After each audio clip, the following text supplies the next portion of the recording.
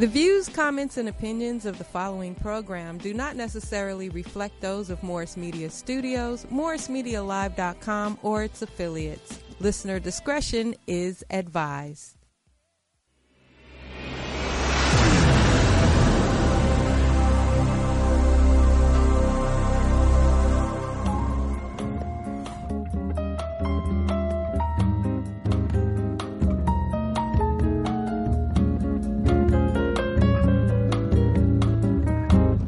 In a sentimental mood, I can see the stars come through my room while you're loving and... Good afternoon. Welcome to Jazzabrations and Beyond this Sunday afternoon, third Sunday of October. My, is the year going fast. I'm your host, Linda Morgan, and just let me sit back, relax, and really get into this moment of the show today. It is going to be a phenomenal discussion. I am not in no way a person who talks about politics at all, but today, in the climate in which we are in, I have a guest that will be coming on who will be talking about this ever-increasing issue over one particular prop. We may get into others, but this show today will be all about Proposition 10. I've not done my homework, which I'm hoping to be educated as well as informed about it. I don't have my opinion formed as of yet, but I do know that it is a heated conversation amongst GOP, liberals, everyone. Whether you are a homeowner or a renter, then it's going to be for you to take and do your own homework as to what best suits you. My guest that will be coming on the show later on will be the pastor Kelvin Sauls, and he will dive in and give us as much information as he has about it. But at the end of the day, we must all make our own decisions. And so here, I welcome you to sit back, call in with your questions. Our call-in number is always on the screen, 323-293-3375. My co-host, Torré Brannon Reese, is in his hometown of New Orleans. Hey, Torré, hopefully you'll get the chance to call in and ask your questions as well with the pastor. But I know that time changes makes differences in our schedules when we're traveling. So whether or not you can make it, co-host, I'm here holding it down, keeping the fort together.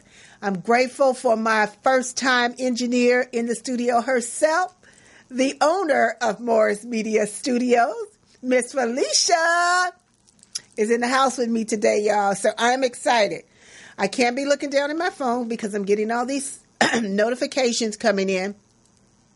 But just chime in. You can watch us on MorrisMediaLive.com. I'm Facebooking from my Facebook page. But either way, please choose to make a decision one way or the other. We need to all vote like our life depends on it, because it does. And so I am by no means that I have the answers or even trying to give you the answers, because each person must make their decisions for themselves based on your own reality. I am a U.S. Marine Sergeant veteran, and I do know what their position is on this proposition.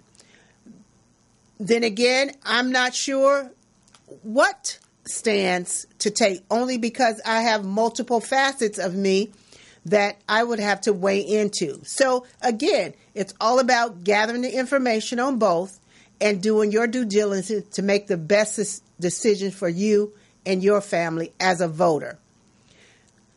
I do understand that when these propositions are put on the ballot, they are paid for or paid through different organizations to agree or disagree.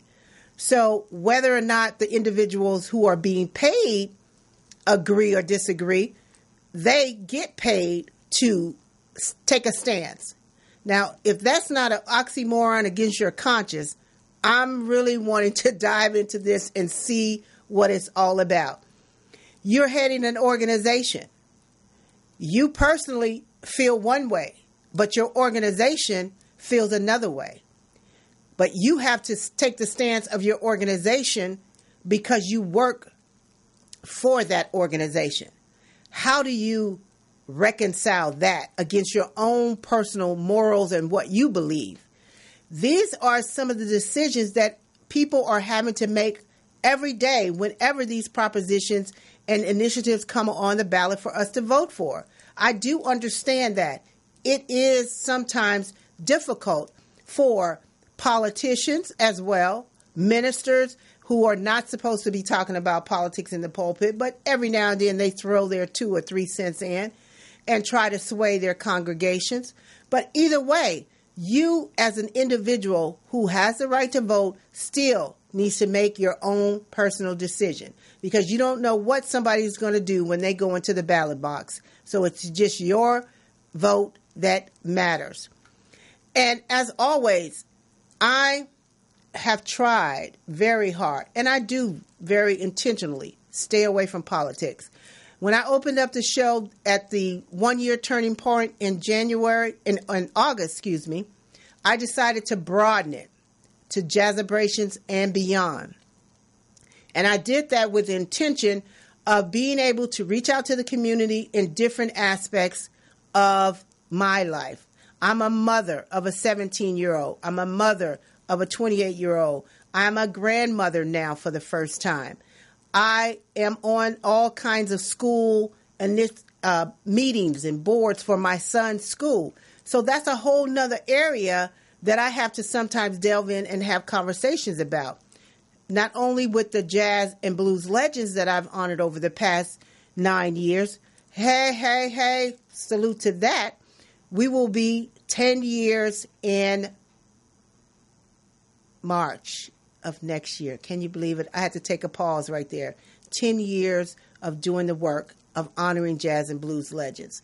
Again, this Thursday, we will be honoring some incredible legends as always. Mr. Louis Spears and Mr. Louis Kabak. Both basses having an incredible turnout.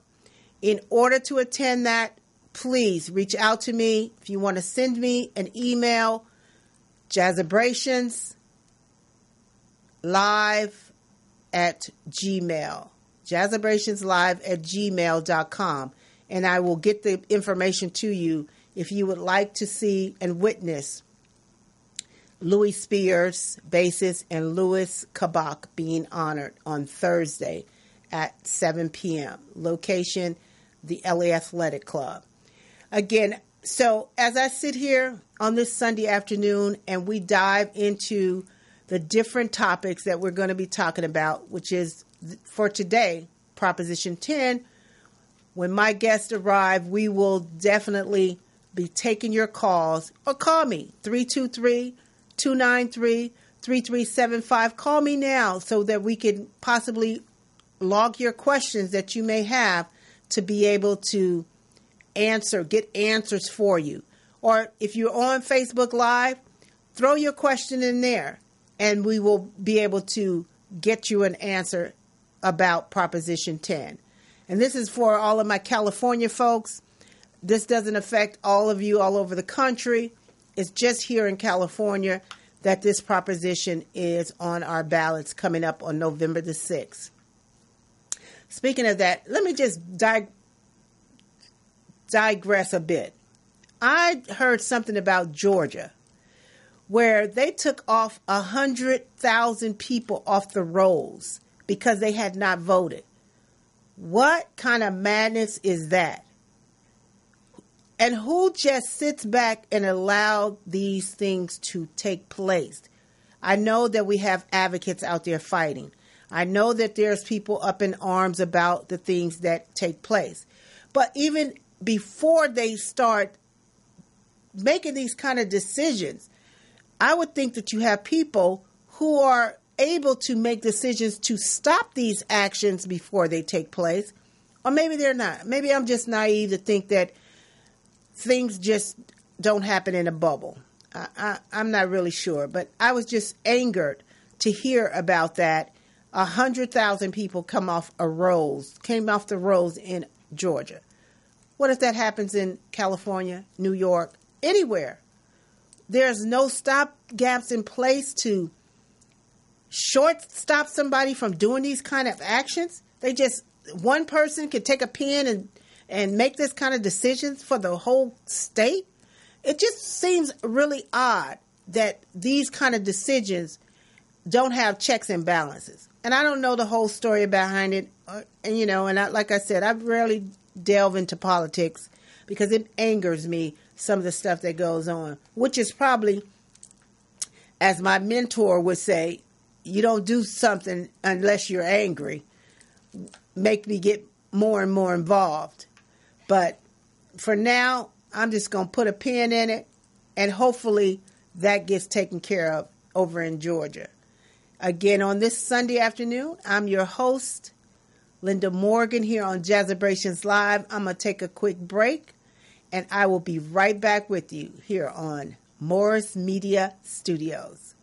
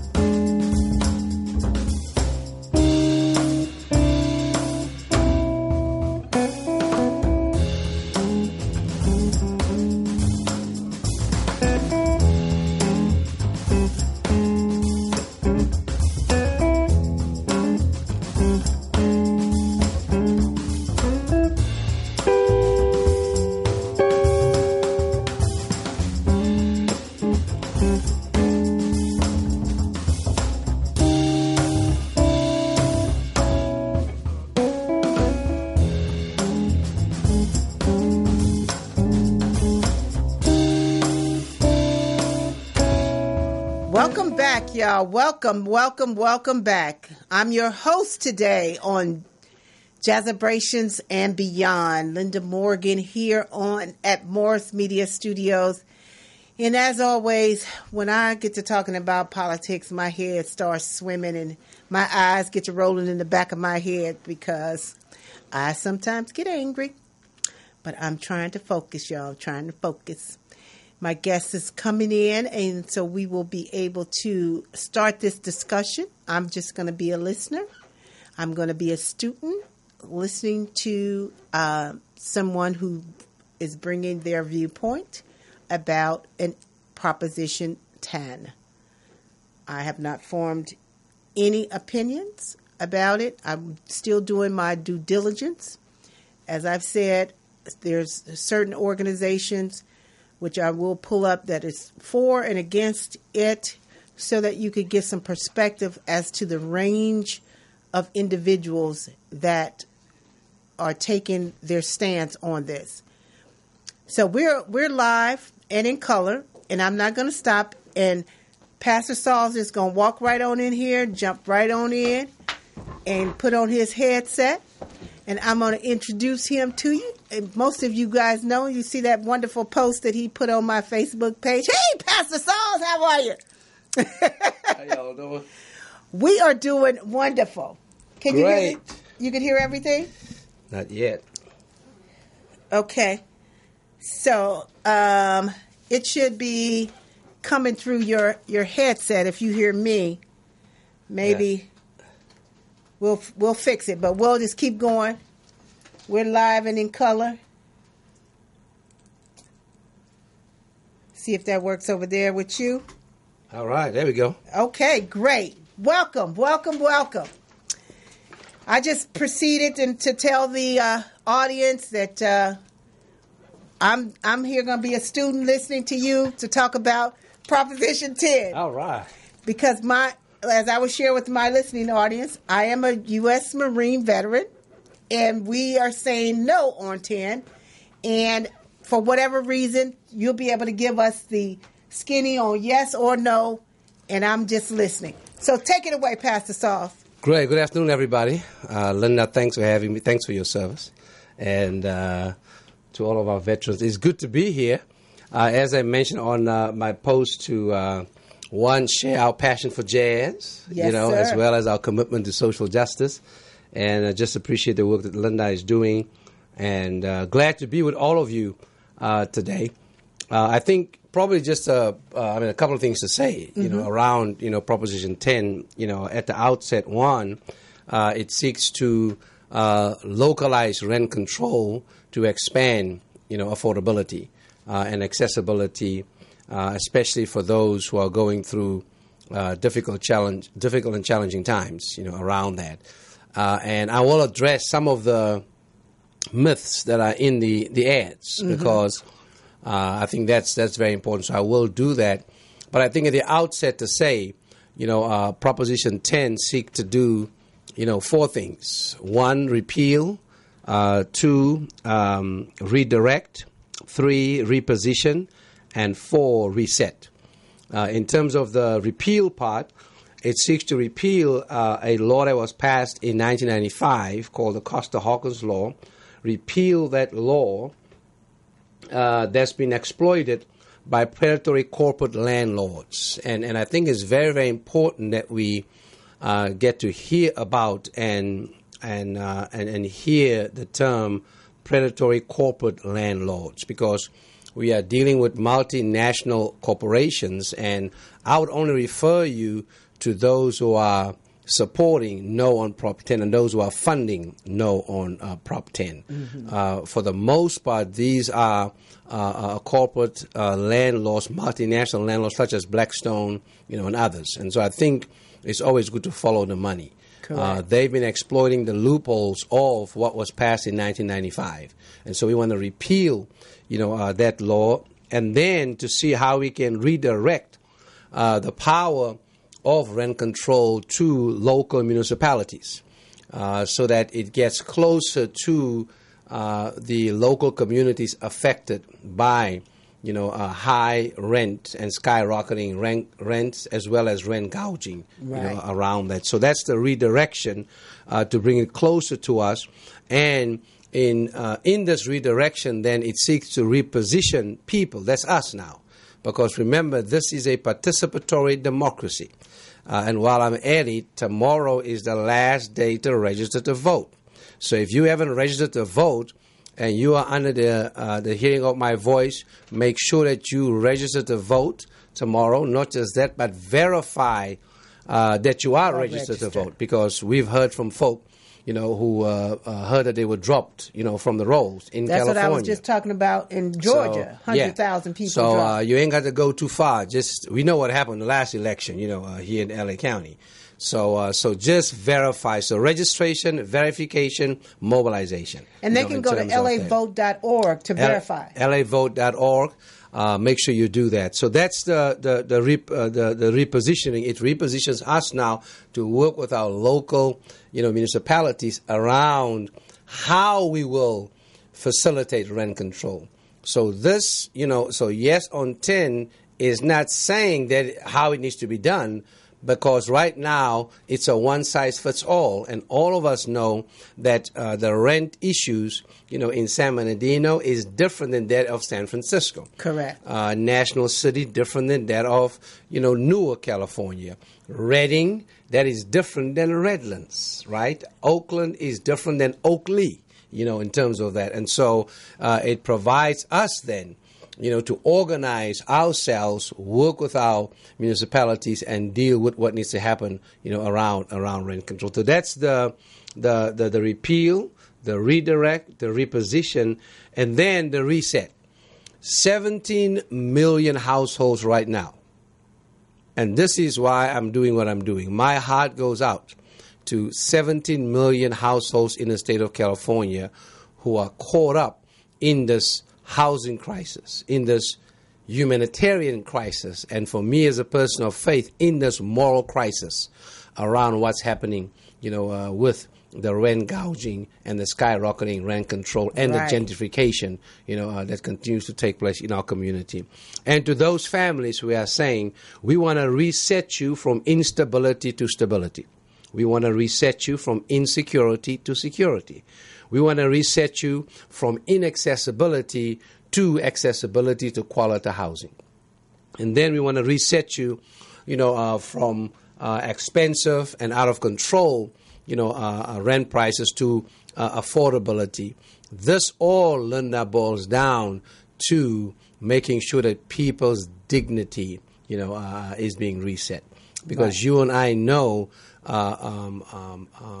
the critical aspect of having a roof over your head.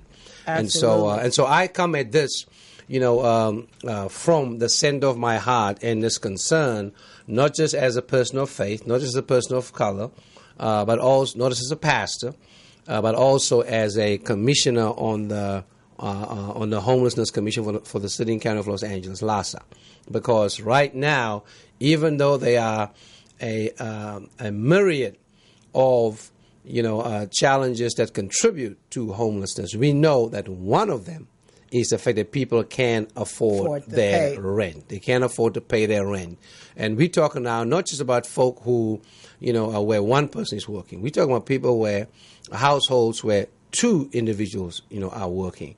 Los Angeles School District, the largest, in the country, and also it appears to be having the largest, number of children who are in school every day who are also homeless. So this is a moral crisis, and we're trying to bring some heart to it as we work together for a more just and fair society and move towards creating the beloved community, where people's dignity, is restored and affirmed, by way of, dealing with, a law that's really outdated, and a law that was passed by the real estate, industry to benefit them and not to benefit us. So, Costa Hawkins must go so that finally we can get some protection for renters.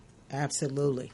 And I know that is a lot that Pastor has just shared. If you have some questions, like I said, call us, 323-293-3375. He will be here to try to answer your questions as well. Pastor, and I know you said that the four-prong approach to Proposition 10, and this is statewide, not just here in Los Angeles. This is from the whole state of California. So individuals who are homeowners versus renters, who's on which side of this proposition? So Proposition 10 is supported by a variety of grassroots, organizations, such as the League of Women Voters, the Southern Christian Leadership, Conference, such as the ACLU, Labor, is in on this, around that. The proposition seeks to facilitate justice and fairness. We are not, through this proposition, it's not anti-landlord. It's not anti-landowner. There are already laws, on the books that protect you when you want to rent out your property. That's been taken care of.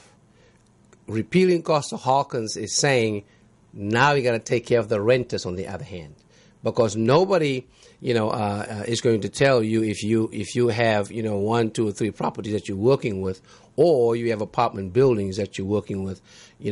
Repealing Costa-Hawkins is not saying now folks are going to come and meddle into your business. No, it is repealing a law, moves this now to the local level, and all of us, landowners and renters, come together like we did in Santa Monica, like we did, in Mountain View, like we did in other places, come together to see how we can facilitate justice and fairness, around it. So that's very, very important.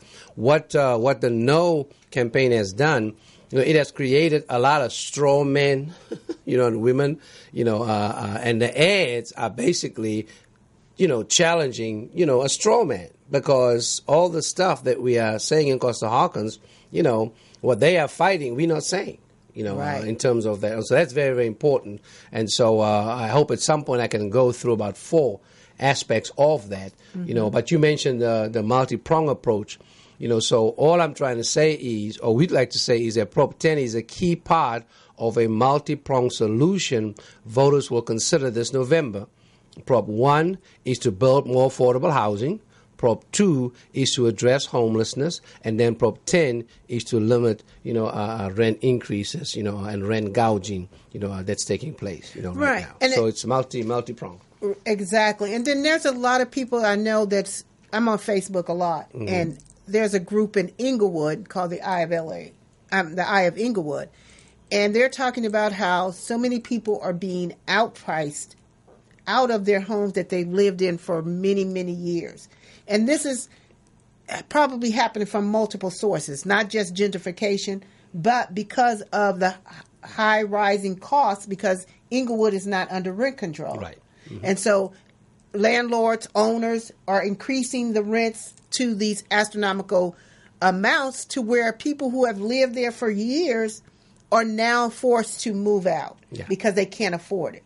So does Proposition 10 address that at any point, or that's a whole nother issue? That's a whole nother issue. But what Proposition 10 will do is it repeals a law that now opens up the door for us to be able to address that locally.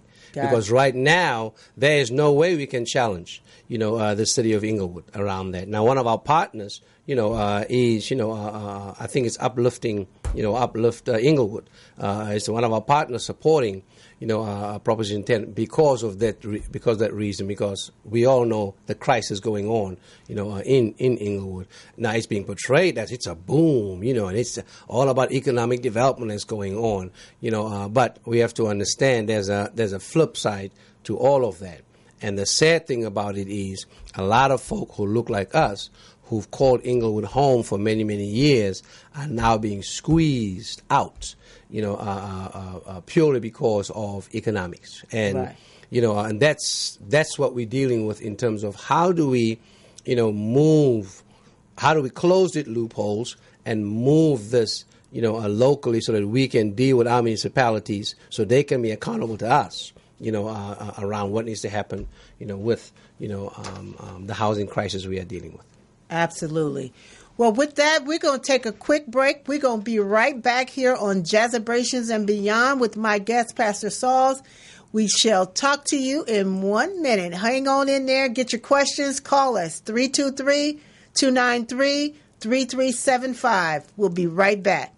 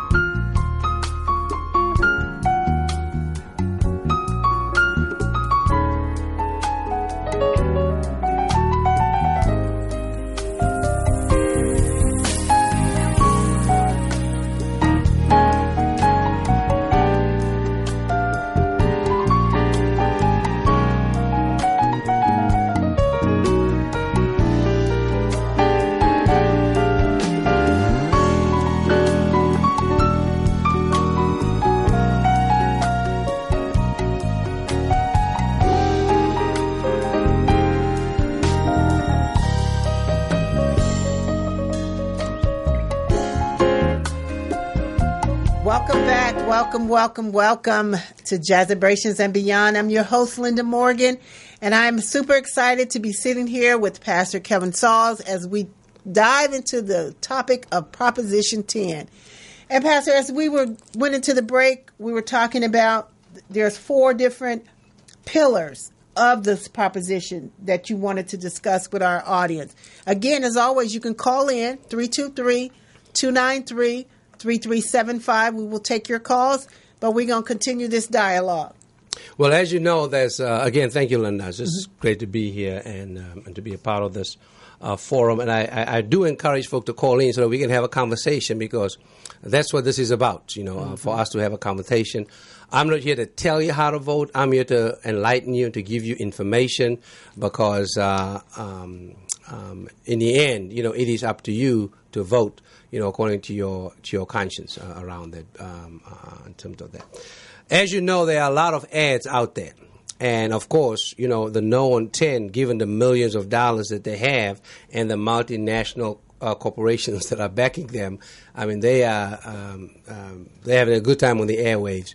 And so I think it is appropriate for us to see how we can respond to some of the assertions that they are making in these ads. Let me address 4 of them. One, in one of the commercials, it says that it will drive up rents. Proposition 10 will help keep rents affordable for millions, including our nurses, teachers, firefighters, seniors, and other key members of our communities, which include our veterans. Studies show that rent stabilization policies foster economic and community stability. So that's very, very important to realize, that as I mentioned earlier, this is about stability and security, for working class families, as well as for our young people, but also for our elderly. Because I was just at, Christ Our Redeemer Church in Irvine, and there I had some conversation with some seniors, who feel a sense of insecurity and instability and vulnerability because of what's happening around their housing. Second commercial talks about that it will take rental housing off of the market and make it harder to find a place to live. Well, Proposition 10 does not decrease the supply of available rental housing despite baseless speculation from the other side. Research shows that policies that limit rent increases do not impact construction. And you and I know in the city and county of Los Angeles, there are cranes up everywhere. Guess what? Except in communities of color. And that's because developers, they've created their own, quote, hot spots that they want to develop. Mm-hmm. I don't see no crane in South L.A., and if there's a crane in Inglewood, we all know where in Inglewood it is and what it's building. So we just have to be clear around what's happening out there and what's being built, where. I think about a year ago, we were all part of a coalition that fought for a linkage fee, to be added to developers. And that passed, in the city and county of Los Angeles. And the purpose of the linkage fee was to create about a fund of about $100 million for developers to build affordable housing. So let's be clear. This will not, decrease in appetite for developers to build affordable housing. Last I checked, developers, they're going to build if they're going to make money, in terms of that. And so that's the key piece, just to realize that it will not decrease. Again, if we look at cities where they were able to get rent control, it didn't stop development, in terms of that. And rent control only applies to a certain age of a building, correct? Yes. So anything that's being built now don't even have to worry about rent control. Right, because Costa-Hawkins is it affects or it exempts everything built after 1995. So and that's where most of you see for San Francisco it's 1979. Around it. So we just have to be clear, that we are saying, no, we have to make sure that there's control even for the newly constructed buildings. And the thing that's happening is, once a developer purchases a building that was constructed before 1995, under the current law, if they revamp or, renovate that building, the date will be post 1995. Therefore, it will be exempt from rent control. You see? Wow. So that's a loophole, that we have to deal with. And that's probably why some of them go into that law of taking a property and let it sit for 10 years, 6 years, or 7 years empty, mm-hmm. so that they can then bring it back without the rent control. Without the rent control, yes. Wow. And we are saying we got to, in the end, it's about justice and fairness. Correct. And the culprits here, are the multinational corporations. We ain't got nothing against, the mom and pop folk who own apartments. They've been fair. They're going to be fair, and they're going to do what they need to do, in terms of what needs to happen, around that. I think about just right here along Crenshaw, down on 25th and Crenshaw, there's a new apartment development went up. Right down here on 54th and Crenshaw, there's another development going up. They even want to put 101 unit development right here on between King and Vernon on Crenshaw. Mm-hmm. None of them are, to my knowledge, except for the one down on Crenshaw and 24th, is affordable housing. The one that they've tried to propose here on Crenshaw between King and Vernon, 101 units, only 28 of them affordable housing. So, when in the scheme of things, these developers are not even thinking about homelessness or affordable housing. It's pure based on income. It's about profit, not people. Profit. Let's yes. just be clear about it. It's about profit, not people. It's about dollars, not dignity. Correct. And that's what we're dealing with. It's about capital, not community. That's what we're dealing with in terms of. That's why, again, it is painful. It is difficult, to see, members of communities, members of congregations, members of organizations, who've been active in certain organizations and places and spaces for all of these years. Now, all of a sudden, it's like the rug being pulled out from under them. And it creates instability and vulnerability, a sense of, you're trying to figure out, every month, trying to balance things. Am I going to pay rent or buy groceries? Am I going to pay rent or am I going to, pay the car note? Am I going to pay, rent or am I going to, just to give you an example, when I was out in San Bernardino, we had an event there around Yesson Prop 10, at an apartment complex, about 200, households. After it was a backyard barbecue. After the event, we had some food left over. And we decided to take that food and go take it, about 200 feet under a little overpass to go and feed the individuals there who were houseless. They were still within community, but they were living there. And our conversations with them revealed that some of them used to live in their apartment complex and got outpriced. And so they just moved from the apartment to the ditch. Their cars still parked the same space on the street, all right? And they're making arrangements with some of their friends in the apartment complex to take showers so they can still go to school or go to work or do what they have to do. That is just unconscionable in terms of what is happening, with individuals, with families, and with communities, in terms of that. Proposition 10 seek to reverse that to try and see how we can reset people's lives. Right. In terms of that. So what main organization will be the driver of Proposition 10? Making sure that whatever avenues and whatever components of it gets taken care of. I know in politics, it's almost like a crazy, slippery slope. You're promised the world, but somebody has to stay true to the promise and make sure that it's delivered. What organization does that for Prop 10? So Proposition 10 plays a catalytic role.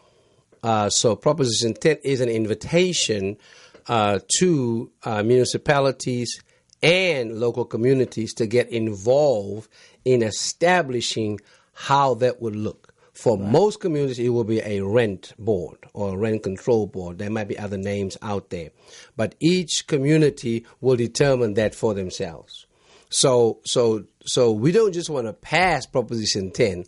We want to invite our folk to pass it and then participate in it in terms of how it will be established. So for Inglewood, we then have to organize ourselves it will mandate that the city now set up rent control. A rent, whatever they're going to call it, and we are going to be the ones as citizens to determine what that will look like, in terms of that. And we have examples of other cities, and the closest one to us, of course, is Santa Monica in terms of how they've tackled, these multinational corporations and how, they've worked, around setting up the different, organizations to deal with this and to make sure that justice and fairness, would And take how long place. has their plan been in existence, and how is it working in Santa Monica? I don't know give how. us some sort of a. Yeah, I don't know how long it's been in existence. If somebody's out there from Santa Monica listening, please call in and let us know how long it's been in existence. But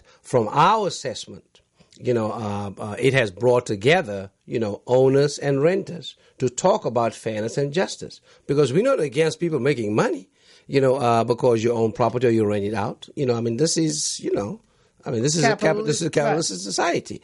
We're just talking about just be fair. and be just, so that you don't gouge people, and you don't exploit people, because of what's going on. But again, the state of New York has had rent control for years now. I lived in New York, for 2 years, and I subleased my apartment, from a person who's been in that apartment for years, and so I was able to do that. You see, and be able to live, in Harlem, you see, and walk to work, you see, and do what I had to do, in the city, because of that. I know it's amazing how much the rent is increasing just right here in Leimert Park, where we are sitting. A 1-bedroom apartment here in Leimert Park is now way in the double digits thousands, $2,200 for a 1-bedroom apartment here in Leimert Park. Whereas 4 to 5 years ago, that would have been unheard of. Yeah. So absolutely. We have a caller. Well, we are welcoming a caller to the line. Thank you for calling in. Who's on the line? This is your partner, Torré. How are you doing? Hey, co-host. How are you? Calling in from New Orleans. Yeah, Say I'm down hello here to in Pastor. New Orleans. I'm in the middle of everything down here in New Orleans. I just wanted to call and say hi to you and to all the people back home in L.A. Absolutely. I'm on here with Pastor Sauls, and we are diving into this Prop 10. Okay, cool. I want to see what the agreements are on that. I'm a veteran, so I want to see what we're going to do on that. Yeah. Well, thanks. I hope you're having a good time in one of my favorite cities. And please, if you have some time, check out the Snug Harbor on my behalf, okay? I certainly will, sir. I certainly will. Yeah, nice to talk to you, Pastor Sauls. Yeah, and don't shy away from that hurricane either. Let me quickly, one of the ads, talk about that that there's no protection for renters, seniors, veterans, and the disabled, as you are a veteran. About Proposition 10, seeks to keep people safe in their homes and off the streets by preventing members of our community, including the most vulnerable, from being driven into homelessness due to soaring rents. And so this is not putting any of our, veterans who are already in, homes. It doesn't put them at risk. Our hope would be that because we are able, to facilitate rent control, we can now move more veterans, into affordable housing because that's what they deserve. We owe that to them because of their service, to the country, and shame on us, to allow, rent exploitation and gouging to take place, on our veterans and our seniors and those who are vulnerable, in our societies. And so our hope is that Proposition 10, will usher in, some of our veterans to participate, in these, organizations that we will establish, city by city, municipality by municipality, to work together to make sure that everybody is protected, so that affordability and accessibility, can be expanded, as we move forward with that. Mm-hmm. So, that was one of the things we talked about earlier, Torré, in terms of just, I know you hung up, but we talked about the ads that we see on the TVs and the media propaganda that comes around, to be careful that you pay attention to that media. Because I, like you, am a veteran as well. And I thought about the same thing. All these ads said it wouldn't be good for us as veterans. Well, all of us veterans are not in the same situations. So make sure that we pay attention to the fine print. And definitely everybody has to do their own due diligence. This is a personal decision that each of us must make as voters. We each have to go to the voting ballot by ourselves. So you must make informed decisions. And I'm grateful to have Pastor Sauls here to talk about this issue, because a lot of my friends are up in arms, don't really know which way to go. And, who's reading all the fine print, as they say? Well, when it comes to all, it's not just Prop 10. You got all these other ones on the ballot. 1, 2, 8. 10. Your hair will be swelling. 6. Your hair will be swelling all over the place if you don't make the right decision for you and your family. Dialysis is a big issue around those who are cancer patients. I have several friends who are breast cancer survivors who have to deal with dialysis all the time. So I know they are going to have to make decisions based on their new lives as dialysis patients. They weren't always on dialysis, so they may not have had any conversation around those particular issues. But now that they is a part of their life, they now have to look into those propositions and make decisions based on that. So like I was saying, this stuff is across the board, all over the place, but individuals have to do your own work, your own homework, and take the time to trust and believe in those who you have faith in. Because, believe me, we are not scholars to politics unless you are sitting with somebody who is writing them and formulating them and being able to tell you what each point of it means. You have to listen to some voice of reason. Mm-hmm. Yeah. So I really appreciate you for even wanting to come on and just talk about it. Yeah. And so the main aspect of the no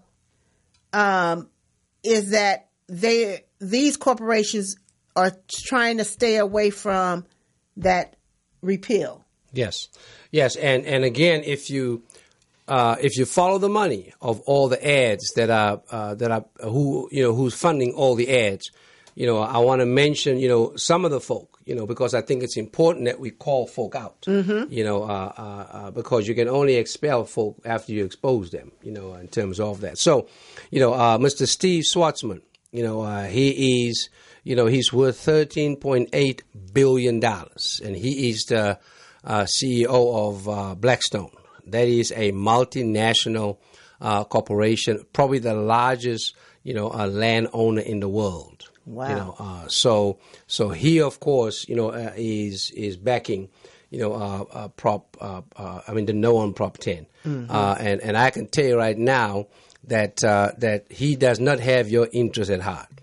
All right. All he is concerned about is making sure that he pleases his investors and making sure that the bottom line continues to look up. Sam Zell, he's worth $5.1 billion.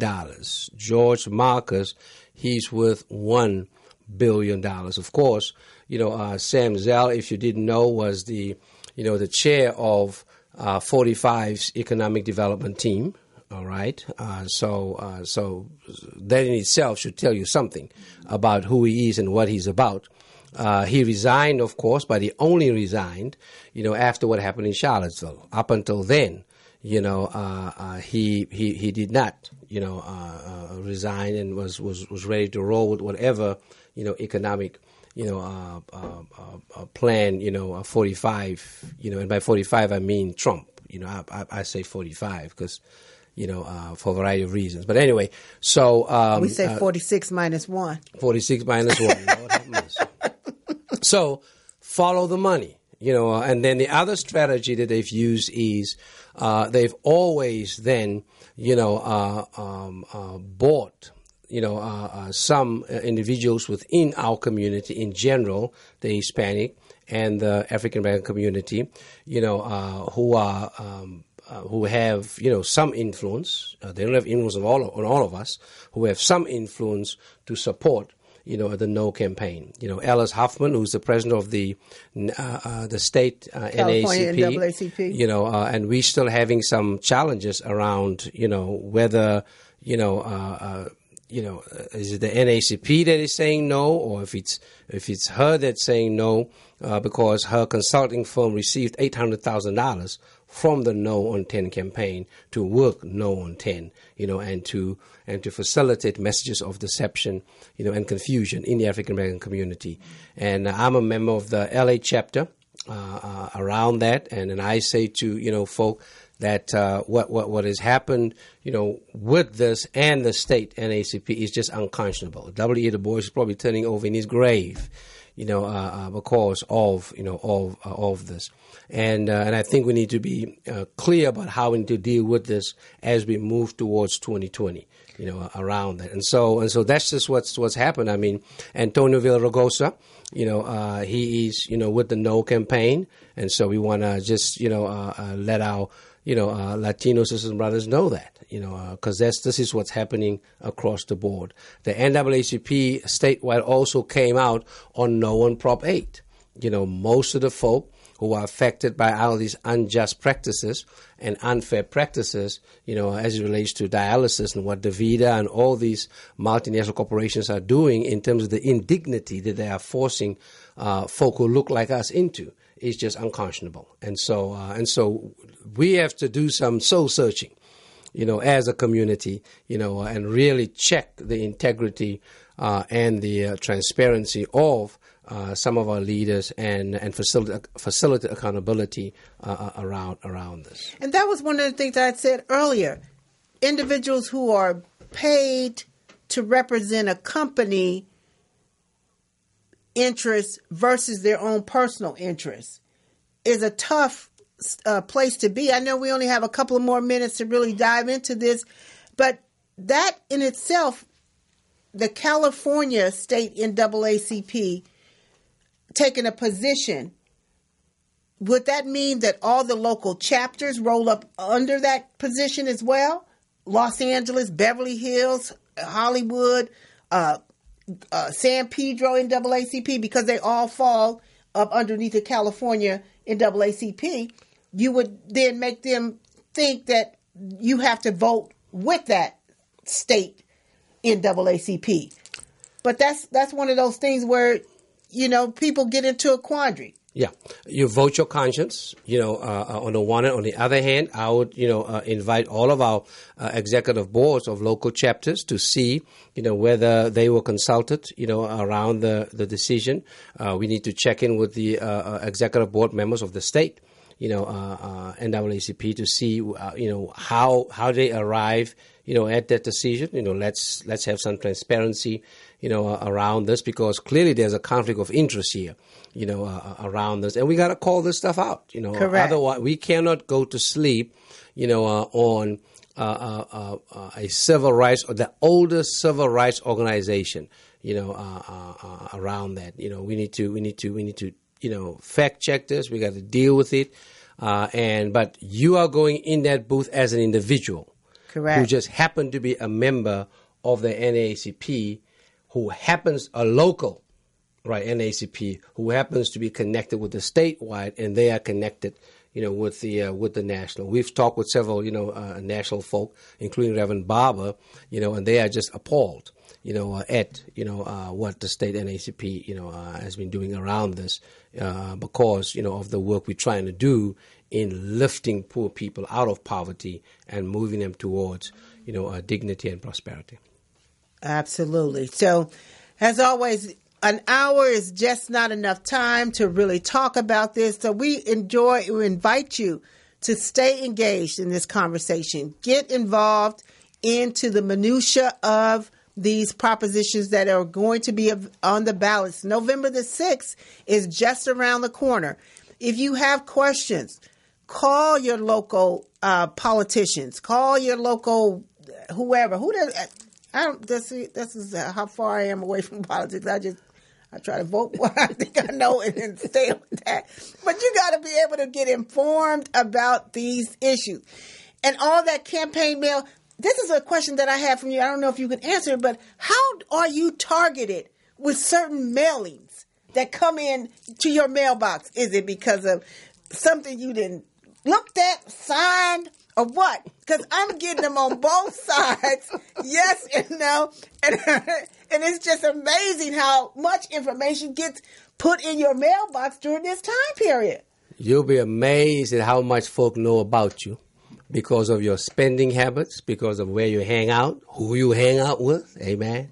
So somebody somewhere is watching you now. You see, I drove from Irvine back to, to Crenshaw, and I use a GPS, you know what that means. That means somebody was tracking me. I mean, it was a convenience to me because I could, figure out, traffic patterns. And, of course, once I got into Crenshaw, I had to get off of Crenshaw to get to, the studio around that.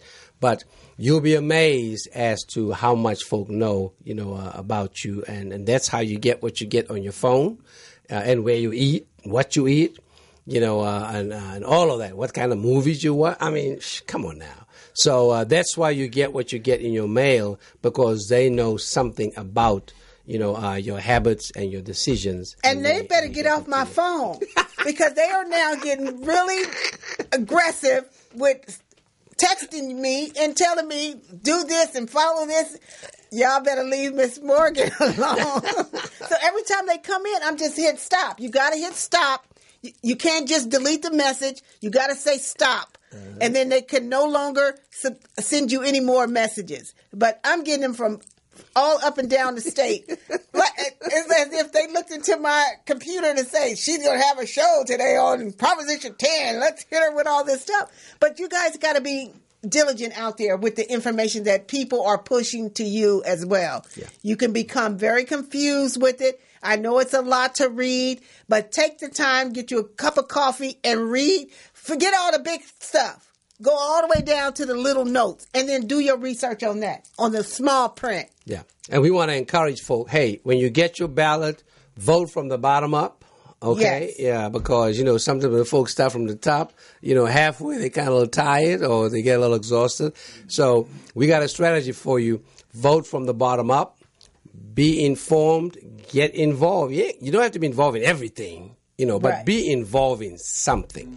Mm-hmm. We are a community, and together as one drop, you see, we can become a waterfall. If each one of us see ourselves as a drop, a waterfall is only made up of a lot of drops. So imagine if you, as that one drop, do what you're supposed to do, in terms of that. So get informed, get involved, and then vote, your integrity. Absolutely. In terms of the dignity for our community. Well, you guys, we don't even have another show before the voting. We're only here on the first and third Sundays of the month. I haven't even looked at the calendar to see when the next time we will be on the air will be actually November the 4th. So we do actually have one show before the election. And I'd like to dedicate that show to talking about this whole issue again. So if you and D'Artagnan, who happened to have been on travel today, can come back, and I will dedicate the next show because I think it's important for our community. And we can do some promotions out there to let people know that we're going to be talking about it, to call in, send us their questions, and so we can answer them live here on the air for people. Because you need to vote as if your life depends on it. That's right. Because it does. And then I'm going to say this, but I have never put it out there publicly. There is a Facebook page that says that. Vote like your life depends on it. I made that years ago when I went to D.C. and met, I can't think of his name right now, John Lewis. And that was something that John said to me, and it stuck. Vote like your life depends on it, because it does. So look up that page on Facebook. Go on there. Put your questions there. We will come back and visit you on November the 4th. We'll be right back here on Jazzabrations and Beyond, talking about this very important issue. Propositions 1, 2, 8, 6, 10, all of them. They all have some sort of significant impact to your life, but you just don't know it yet. So you better get informed about it now. And when you see how decisions are made based on these propositions, then you try to complain. It's too late at that point. They've been signed, sealed, and delivered. It's too late. So get involved before. This passage, you're going to make me get into politics. I've tried to stay away from it all my life. I'm just trying to stay underground, y'all. Thank you for rolling with us today on Jazzabrations and Beyond, and we'll be back on November the 4th. Thank you, Felicia, for riding with a sister today on here at Morris Media Studios. This sister is doing it right here in our community in Leimert Park. So she's going to have some classes on podcasting. So if you're interested, go to morrismedialive.com and look her up and learn how to do your own show, because this has been a whirlwind for me in the past year. So I appreciate you, Felicia. Thank you, and God bless. Have a great Sunday.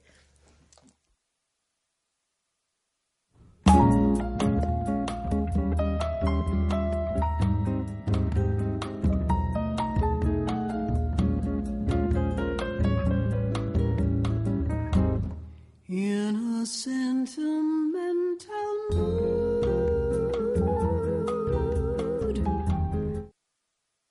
The Consortium of Health and Military Performance, also known as CHAMP, of the Uniformed Services University of Health and Science, known as USUHS, is conducting a study to understand a possible genetic link between sickle cell trait, known as SCT, and exercise-related events, known as EREs, such as exertional rhabdomyolysis, muscle damage, heat stroke, and or collapse. We are inviting African-American men and women with sickle cell trait and their family members to participate. Participating in the study will require you to complete a health history questionnaire, a form authorizing our study physician to gather health information from you and your healthcare provider, as well as a one-time blood donation. In order to qualify for the study, you must meet the following criteria: be African American, be sickle cell trait positive, be able to read, speak, and understand English, be between the ages of 18 and 80, and currently not being treated for any mental or psychological disorders. Participation is completely voluntary, and your decision will not impact your healthcare. The results for this study are for research purposes only and are not intended to directly benefit any individual for confidentiality reasons. However, the results of this study are intended to help better shape policies and associated health risks affecting the SCT community. Participants may be compensated for their time. To join the study, or if you would like additional information regarding the study, please contact the study team by phone, area code 240-479-9514,